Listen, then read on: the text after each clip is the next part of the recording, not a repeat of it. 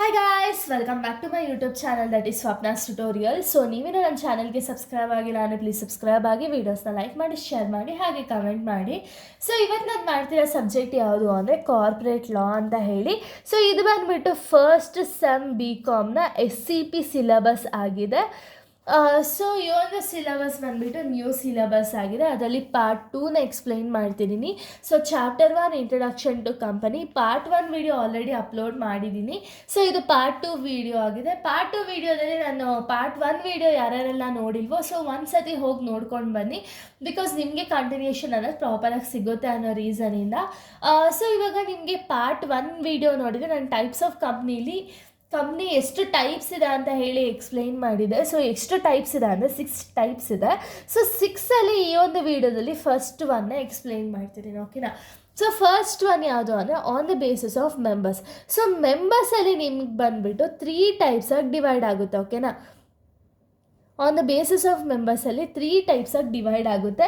First one ಬಂದುಬಿಟ್ಟು 1% company, second one private company and public company ಅಂತ ಹೇಳಿ 3 ಟೈಪ್ಸಾಗಿ ಡಿವೈಡ್ ಆಗಿದೆ, ಓಕೆನಾ. ಇದನ್ನು ನೀವು ತಲೆಯಲ್ಲಿ ಇಟ್ಕೊಳ್ಳೇಬೇಕು, because on the basis of members ಅಂದಿದ ತಕ್ಷಣ ನಿಮಗೆ ಅದೊಂದು ಬರೋದ್ರೆ ಮಾರ್ಕ್ಸ್ ಸಿಗಲ್ಲ. ಸೊ ಅದರಲ್ಲಿ ಯಾವುದಾದ್ರು ಕ್ಯಾಟಗರಿ ಇದೆ ಅನ್ನೋದನ್ನ ನಿಮಗೆ ತಿಳ್ಕೊಂಡು ಆಮೇಲೆ ಬರಿಬೇಕಾಗುತ್ತೆ. ಸೊ ನೋಡಿ, ಇಲ್ಲಿ ಆನ್ ದ ಬೇಸಿಸ್ ಆಫ್ ಮೆಂಬರ್ಸಲ್ಲಿ 3 ಟೈಪ್ಸಾಗಿ ಡಿವೈಡ್ ಆಗಿದೆ. 1% company, private company and public company ಅಂತ ಹೇಳಿ 3 ಟೈಪ್ಸಾಗಿ ಡಿವೈಡ್ ಆಗಿದೆ, ಓಕೆನಾ. ಫಸ್ಟು 1% ಕಂಪನಿ ಅಂದರೆ ಏನು ಅಂತ ಹೇಳಿ ತಿಳ್ಕೊಳ್ಳೋಣ, ಓಕೆನಾ. ಸೊ ಇಲ್ಲಿ 1% ಕಂಪನಿ ಅಂದರೆ ಏನು ಅಂದರೆ ಅಕಾರ್ಡಿಂಗ್ ಅಥವಾ as per section 2 subsection 62 of companies act 2013 ಪ್ರಕಾರ 1% company means a company which has only 1 person as a member. So ಇಲ್ಲಿ 1% ಕಂಪನಿ ಅನ್ನೋದು ಏನು ಅಂದರೆ ಇದೊಂದು ಕಂಪನಿ ಅಥವಾ ಆರ್ಗನೈಸೇಷನ್, ಆಯಿತಾ. ಸೊ ಇಲ್ಲೇನಾಗುತ್ತೆ ಅಂದರೆ ಒಬ್ಬ ಅಂದರೆ ಲೈಕ್ ಓನ್ಲಿ ಒಬ್ಬ ಪರ್ಸನ್ ಇರ್ತಾರೆ ಆ್ಯಸ್ ಅ ಮೆಂಬರ್ ಅಂತ ಹೇಳಿ ಅನ್ನೋದನ್ನ ನಾವು 1% ಕಂಪನಿ ಅಂತ ಹೇಳಿ ಕರಿತೀವಿ, ಓಕೆನಾ. So as per section 2 subsection 62 ಪ್ರಕಾರ 1% ಕಂಪನಿ ಅಂದರೆ ಏನು ಅಂದರೆ which has only 1 person as a ಮೆಂಬರ್ನ ನಾವು 1% ಕಂಪನಿ ಅಂತ ಹೇಳಿ ಕರಿತೀವಿ. ಸೊ ನಿಮಗೆ ಡೌಟ್ ಬರುತ್ತೆ, ಏನು ಅಂದರೆ ಸೋಲ್ ಪ್ರೊಪ್ರೈಟರ್ ಅನ್ನೋ ಸಿಂಗಲ್ ಪರ್ಸನ್ನೇ ಅಲ್ವಾ ಇದನ್ನು ಕೂಡ ನಡೆಸೋದು. ಸೊ ಅದು ಇದು ಸೇಮ್ ಅನ್ನೋದಕ್ಕೆ ಈ ಒಂದು ಡಿಫ್ರೆನ್ಸ್ನ ತೋರಿಸ್ತಿರೋದು. ಸೊ ಸೋಲ್ ಪ್ರೊಪ್ರೈಟರ್ಶಿಪ್ಗೂ 1% ಕಂಪನಿಗೂ ಡಿಫ್ರೆನ್ಸ್ ಏನಿದೆ ಅಂದರೆ ಸೋಲ್ ಪ್ರೊಪ್ರೈಟರ್ಗೆ ರಿಜಿಸ್ಟ್ರೇಷನ್ ಅನ್ನೋದು ಕಂಪಲ್ಸರಿ ಆಗಿ ಇರಲ್ಲ, ಬಟ್ 1% ಕಂಪನಿಗೆ ರಿಜಿಸ್ಟ್ರೇಷನ್ ಅನ್ನೋದು ಕಂಪಲ್ಸರಿ ಅವರು ರಿಜಿಸ್ಟ್ರೇಷನ್ ಮಾಡಲೇಬೇಕಾಗುತ್ತೆ. ನೆಕ್ಸ್ಟ್ ಸೋಲ್ ಪ್ರೊಪ್ರೈಟರ್ಗೆ ಲಯಾಬಿಲಿಟಿ ಅನ್ನೋದು ಅನ್ಲಿಮಿಟೆಡ್ ಆಗಿರುತ್ತೆ. ಸೊ ಇಲ್ಲಿ ಲಿಮಿಟೆಡ್ ಆಗಿರಲ್ಲ, ಬಟ್ 1% ಕಂಪನಿ ಏನಿರುತ್ತೆ ಆ ಕಂಪನಿಗೆ ಲಿಮಿಟೆಡ್ ಲಯಾಬಿಲಿಟಿ ಅನ್ನೋದು ಇರುತ್ತೆ, ಓಕೆನಾ. ನೆಕ್ಸ್ಟು ಸೋಲ್ ಪ್ರೊಪ್ರೈಟರ್ಶಿಪ್ಗೆ ಟ್ಯಾಕ್ಸ್ ಅನ್ನೋದು ಟ್ಯಾಕ್ಸ್ ಆ್ಯಸ್ ಅನ್ ಇಂಡಿವಿಜುವಲ್ ಆಗಿ ಟ್ಯಾಕ್ಸ್ ಕೊಡ್ತಾರೆ, ಟ್ಯಾಕ್ಸ್ ಅನ್ನೋದನ್ನ ಇಂಪ್ಲಿಮೆಂಟ್ ಮಾಡ್ತಾರೆ. ಅದೇ 1% ಕಂಪನಿಗೆ ಪ್ರೈವೇಟ್ ಲಿಮಿಟೆಡ್ ಕಂಪನಿ ಅಂತ ಹೇಳಿ ಆ ಬೇಸಿಸ್ ಮೇಲೆ ಟ್ಯಾಕ್ಸ್ ಅನ್ನೋದನ್ನ ಅಪ್ಲೈ ಆಗುತ್ತೆ, ಓಕೆನಾ. ನೆಕ್ಸ್ಟು ಈ ಒಂದು ಸೋಲ್ ಪ್ರೊಪ್ರೈಟರ್ಶಿಪ್ಪು ರಿಜಿಸ್ಟ್ರೇಷನ್ ಅನ್ನೋದು ಕಂಪಲ್ಸರಿ ಇಲ್ದಿರೋ ರೀಸನಿಂದ ಲೀಗಲ್ ಫಾರ್ಮೇಷನ್ ಅನ್ನೋದು ರಿಕ್ವೈರ್ಮೆಂಟ್ ಇರಲ್ಲ, ಓಕೆನಾ. ಬಟ್ 1% ಕಂಪನಿ ಏನಿದೆ ಅದು ರಿಜಿಸ್ಟ್ರೇಷನ್ ಆಗೋದು ಕಂಪಲ್ಸರಿ ಆಗಿರೋ ರೀಸನಿಂದ ಲೀಗಲ್ ಫಾರ್ಮಾಲಿಟೀಸ್ ಅನ್ನೋದು ಏನಿರುತ್ತೆ ಅದು ರಿಕ್ವೈರ್ಮೆಂಟ್ ಅಥವಾ ಕಂಪಲ್ಸರಿ ರಿಕ್ವೈರ್ಡ್ ಇದ್ದೇ ಇರುತ್ತೆ, ಓಕೆನಾ. ಸೊ ಇದು ಡಿಫ್ರೆನ್ಸ್ ಆಗಿದೆ ಸೋಲ್ ಪ್ರೊಪ್ರೈಟರ್ಶಿಪ್ಗೂ ಆ್ಯಂಡ್ 1% ಕಂಪನಿಗೂ ಇದು ಡಿಫ್ರೆನ್ಸು. ಸೊ ಇನ್ನೊಂದು ಸತಿ ಹೇಳೋದಾದರೆ on the basis of members 3 ಟೈಪ್ಸಾಗಿ ಡಿವೈಡ್ ಆಗಿದೆ. 1% company, private company, public company ಅಂತ ಹೇಳಿ. ಸೊ 1% ಕಂಪನಿ ಅಂದರೆ ಏನು ಅಂದರೆ 1 ಪರ್ಸನ್ ಆಸ್ ಅ ಮೆಂಬರ್ ಆಗಿದ್ದರೆ ಅದು ನಾವು 1% ಕಂಪನಿ ಅಂತ ಹೇಳಿ ಕರಿತೀವಿ. ಇನ್ನು ನೆಕ್ಸ್ಟ್ ನಾವು ನೋಡೋದಾದರೆ ಸೊ ನೆಕ್ಸ್ಟ್ ಬಂದುಬಿಟ್ಟು ಫೀಚರ್ಸ್ ಆಫ್ 1% ಕಂಪನಿ. ಸೊ 1% ಕಂಪನಿನ ಒಂದು ಫೀಚರ್ಸ್ ಏನೇನು ಅಂದರೆ ಪ್ರೈವೇಟ್ ಕಂಪನಿ. ಸೊ ನಾನು ಹಾಗೆ ಹೇಳ್ದಂಗೆ ಇದು ಟ್ಯಾಕ್ಸ್ ಯಾವ ಬೇಸಿಸ್ ಮೇಲೆ ಹಾಕ್ತಾರೆ ಅಂದರೆ ಪ್ರೈವೇಟ್ ಲಿಮಿಟೆಡ್ ಬೇಸಿಸ್ ಮೇಲೆ ಹಾಕೋ ರೀಸನಿಂದ ಸೊ ಇದೊಂದು ಪ್ರೈವೇಟ್ ಕಂಪನಿ ಆಗಿರುತ್ತೆ. ಸಿಂಗಲ್ ಮೆಂಬರ್, ಸೊ ಇಲ್ಲಿ ಒಬ್ಬ ಸಿಂಗಲ್ ಮೆಂಬರೇ ಓನ್ ಆಗಿರ್ಬೋದು, ಮ್ಯಾನೇಜ್ ಆಗಿರ್ಬೋದು, ಕಂಟ್ರೋಲ್ ಆಗಿರ್ಬೋದು, ಎಲ್ಲನೂ ಕೂಡ ಮಾಡೋ ರೀಸನಿಂದ ಸೊ ಒಂದು single member. Minimum 1 director. So ಇಲ್ಲಿ ಮಿನಿಮಮ್ ಅಂದರೆ 1 ಡೈರೆಕ್ಟರ್ ಯಾರು ಇರಲೇಬೇಕಾಗುತ್ತೆ ಈ ಒಂದು 1% ಕಂಪನಿಯಲ್ಲಿ. Next no perpetual succession. So ಇಲ್ಲಿ ಪರ್ಪೆಕ್ಚುವಲ್ ಸಕ್ಸೇಷನ್ ಅನ್ನೋ ಏನು ಅಂದರೆ ಎಕ್ಸಿಸ್ಟೆನ್ಸ್ ಅನ್ನೋದು ಲಾಂಗ್ ಲಾಸ್ಟಿಂಗ್ ಆಗಿರಬೇಕು. ಇವಾಗ ಒಂದು ಕಂಪನಿ ನಾವು ಫಾರ್ಮ್ ಮಾಡಿದ್ದೀವಿ ಅಂದರೆ ನಮ್ಮ ಇಂಟೆನ್ಷನ್ ಏನಿರುತ್ತೆ ಅಂದರೆ ಕಂಪನಿ ಅನ್ನೋದು ನಮಗೆ ಲೈಫ್ ಲಾಂಗ್ ರನ್ ಆಗಬೇಕು ಅನ್ನೋ ರೀಸನ್ಗೆ.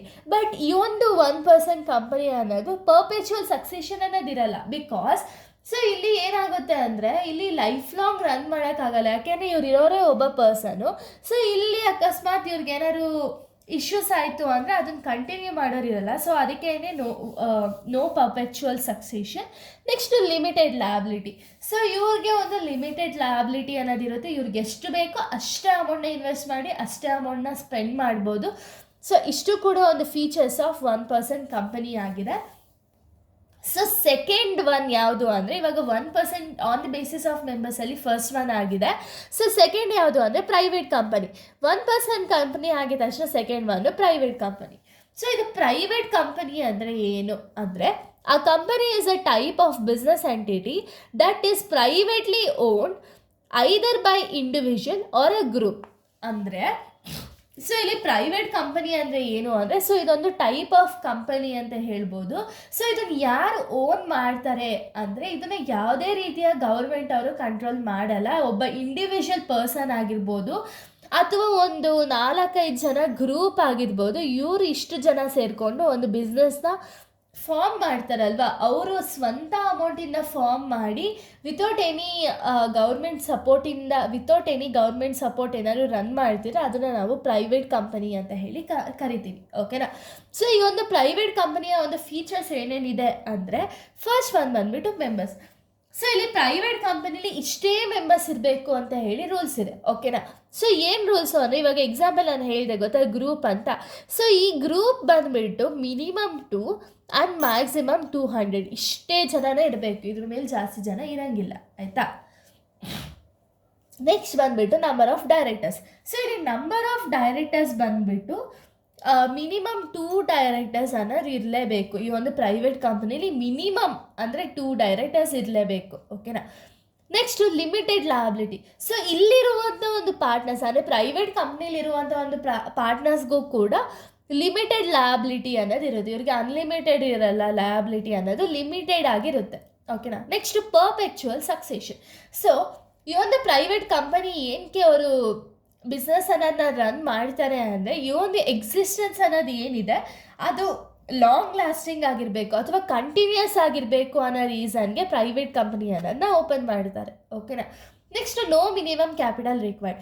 ಸೊ ಇಲ್ಲಿ ಏನಾಗುತ್ತೆ ಅಂದರೆ ಪ್ರೈವೇಟ್ ಕಂಪ್ನಿಲಿ ಮಿನಿಮಮ್ ಕ್ಯಾಪಿಟಲ್ ಅನ್ನೋದು ಇಷ್ಟೇ ಬೇಕು ಅಥವಾ ಅಷ್ಟೇ ಬೇಕು ಅನ್ನೋದು ಏನು ನೆಸಸರಿ ಇರಲ್ಲ. ಅದನ್ನು ನಾವು ನೋ ಮಿನಿಮಮ್ ಕ್ಯಾಪಿಟಲ್ ರಿಕ್ವೈರ್ಡ್ ಅಂತ ಹೇಳಿ ಕರಿತೀವಿ. ಸೊ ಇದು private company. So on the basis of ಮೆಂಬರ್ಸಲ್ಲಿ ಫಸ್ಟ್ 1% ಕಂಪನಿನ ಎಕ್ಸ್ಪ್ಲೈನ್ ಮಾಡಾಗಿದೆ, ಪ್ರೈವೇಟ್ ಕಂಪನಿನೂ ಕೂಡ ಎಕ್ಸ್ಪ್ಲೈನ್ ಮಾಡಾಗಿದೆ. ನೆಕ್ಸ್ಟ್ ಲಾಸ್ಟಲ್ಲಿ ಉಳಿದಿರೋದು ಪಬ್ಲಿಕ್ ಕಂಪನಿ ಅಲ್ವಾ. ಸೊ ಇವಾಗ ಪಬ್ಲಿಕ್ ಕಂಪನಿ ಅಂದರೆ ಏನು ಅಂತ ಹೇಳಿ ಇವಾಗ ತಿಳಿತಾ ಹೋಗೋಣ. ಸೊ ನೆಕ್ಸ್ಟ್ ಹೇಳಿದ್ನಲ್ಲ public company. So public company ಅಂದರೆ ಏನು ಅಂದರೆ according to section 2 subsection 71 of companies act 2013 ಪ್ರಕಾರ it is not a private company has a minimum paid up capital. ಇಷ್ಟೇ ಇದ್ರ ಮೀನಿಂಗು. ಅಂದರೆ ಸೊ ಇಲ್ಲಿ ನೀವು ಸಿಂಪಲಾಗಿ ಅರ್ಥ ಮಾಡ್ಕೊಳ್ಳೋದಂದರೆ ಏನು ಅಂದರೆ ಇಲ್ಲಿ ಪಬ್ಲಿಕ್ ಕಂಪನಿ ಅಂದರೆ ಏನು ಅಂದರೆ ಸೊ ಇದೊಂದು ಪ್ರೈವೇಟ್ ಕಂಪನಿ ಅಲ್ಲ.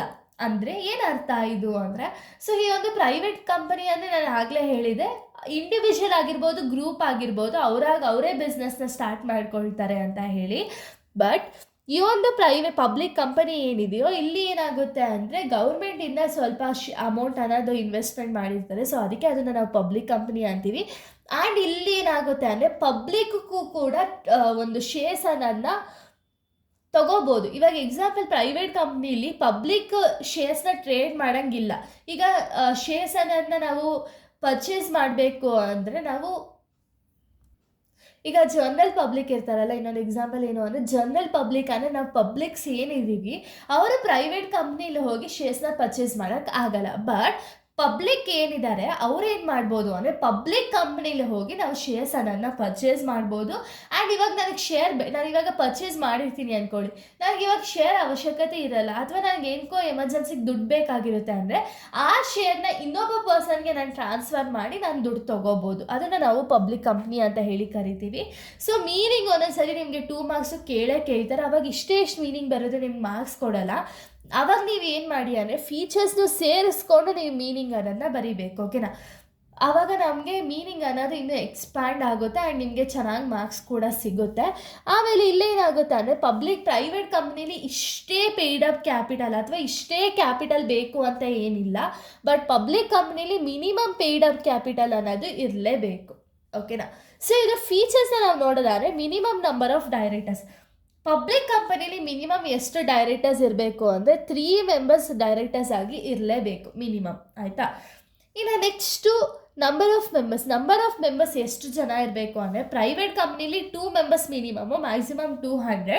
ಬಟ್ ಪಬ್ಲಿಕ್ ಕಂಪನಿಲಿ ಎಷ್ಟು ಜನ ಇರಬೇಕು ಅಂದರೆ ಮಿನಿಮಮ್ ಬಂದುಬಿಟ್ಟು 7 ಮೆಂಬರ್ಸ್ ಇರಬೇಕು, ಮ್ಯಾಕ್ಸಿಮಮ್ಮು ಅನ್ಲಿಮಿಟೆಡ್. ಸೊ ಇಲ್ಲಿ ಲಿಮಿಟ್ ಅನ್ನೋದೇ ಇರಲ್ಲ, ಎಷ್ಟು ಜನ ಬೇಕಾದರೂ ಇರ್ಬೋದು, ಓಕೆನಾ.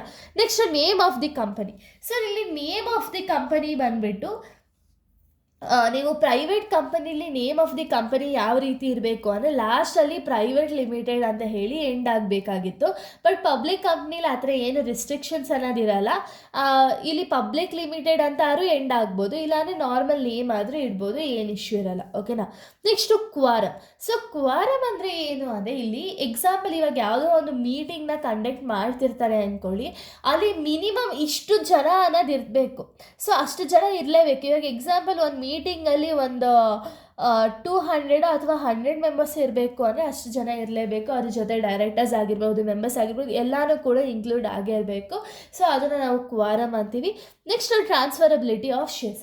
ಸೊ ಟ್ರಾನ್ಸ್ಫರಬಿಲಿಟಿ ಶೇರ್ಸ್ ಅಂದರೆ ಇವಾಗ ನಾವು ಪ್ರೈವೇಟ್ ಕಂಪ್ನಿಲಿ ಶೇರ್ಸ್ ಅನ್ನೋದನ್ನ ಬೇರೆಯವ್ರಿಗೆ ಟ್ರಾನ್ಸ್ಫರ್ ಮಾಡೋಕ್ಕೆ ಆಗಲ್ಲ. ಬಟ್ ಪಬ್ಲಿಕ್ ಕಂಪ್ನಿಲಿ ಏನಾಗುತ್ತೆ ಅಂದರೆ ಶೇರ್ಸ್ ಅನ್ನೋದನ್ನ ಇನ್ನೊಬ್ಬ ಪರ್ಸನ್ಗೆ ಆರಾಮ್ಸೆ ಟ್ರಾನ್ಸ್ಫರ್ ಮಾಡ್ಬೋದು. ಸೊ ಇಲ್ಲಿ ಏನೋ ರಿಸ್ಟ್ರಿಕ್ಷನ್ಸ್ ಅನ್ನೋದು ಏನೂ ಇರಲ್ಲ, ಅದನ್ನು ನಾವು ಟ್ರಾನ್ಸ್ಫರಬಿಲಿಟಿ ಆಫ್ ಶೇರ್ಸ್ ಅಂತ ಹೇಳಿ ಕರಿತೀವಿ. ಸೊ ಇಷ್ಟು ಕೂಡ ಟೈಪ್ಸ್ ಆಫ್ 1% ಕಂಪನಿ ಆಗಿದೆ. ಬಟ್ ಇಲ್ಲಿ ನಿಮಗೆ ಇನ್ನೊಂದು ಕ್ವಶನ್ ಏನು ಕೇಳ್ಬೋದು ಅಂದರೆ difference between private and public company. Public ಕಂಪ್ನಿಗೂ ಪ್ರೈವೇಟ್ ಕಂಪ್ನಿಗೂ ಡಿಫ್ರೆನ್ಸ್ ಏನು ಅಂತ ಹೇಳಿ ಕೇಳೋ ಚಾನ್ಸಸ್ ಇದೆ, ಓಕೆನಾ. ಸೊ ಇಲ್ಲ ನೋಡೋದಾದರೆ ಪ್ರೈವೇಟ್ ಕಂಪ್ನಿಗೂ ಪಬ್ಲಿಕ್ ಕಂಪ್ನಿಗೂ ಡಿಫ್ರೆನ್ಸ್ ಏನು ಅಂದರೆ ಮಿನಿಮಮ್ ನಂಬರ್ ಆಫ್ ಮೆಂಬರ್ಸ್ ಏನಿದ್ದಾರೆ ಪ್ರೈವೇಟ್ ಕಂಪನಿಲಿ 2 ಇರಬೇಕು ಆ್ಯಂಡ್ ಪಬ್ಲಿಕ್ ಕಂಪ್ನಿಲಿ 7 ಮಿನಿಮಮ್ ಮೆಂಬರ್ಸ್ ಇರಲೇಬೇಕು, ಓಕೆನಾ. ಇನ್ನು maximum number of members. So ಇಲ್ಲಿ ನಿಮ್ಗೆ ಏನು ಅಂದರೆ ನಾನು ಇಲ್ಲಿ ಏನು ನಿಮಗೆ ಫೀಚರ್ಸ್ ಅನ್ನು ಹೇಳಿದ್ದೀನೋ ಅದನ್ನೇ ನಾನು ಡಿಫ್ರೆನ್ಸ್ ಆಗಿ ಬರ್ದಿರೋದು ಅಷ್ಟೇ, ಇನ್ನೇನು ಡಿಫ್ರೆನ್ಸ್ ಇರಲ್ಲ, ಆಯಿತಾ. ಸೊ ಇಲ್ಲಿ ಮ್ಯಾಕ್ಸಿಮಮ್ ನಂಬರ್ ಆಫ್ ಮೆಂಬರ್ಸ್ ಬಂದುಬಿಟ್ಟು ಪ್ರೈವೇಟಲ್ಲಿ 200 ಮೆಂಬರ್ಸ್ ಮ್ಯಾಕ್ಸಿಮಮ್ಮು, ಪಬ್ಲಿಕಲ್ಲಿ ಅನ್ಲಿಮಿಟೆಡ್ ಅಂದರೆ ಎಷ್ಟು ಜನ ಬೇಕಾದ್ರೂ ಅಷ್ಟು ಜನ ಇರ್ಬೋದು ಅಂತ ಹೇಳಿ.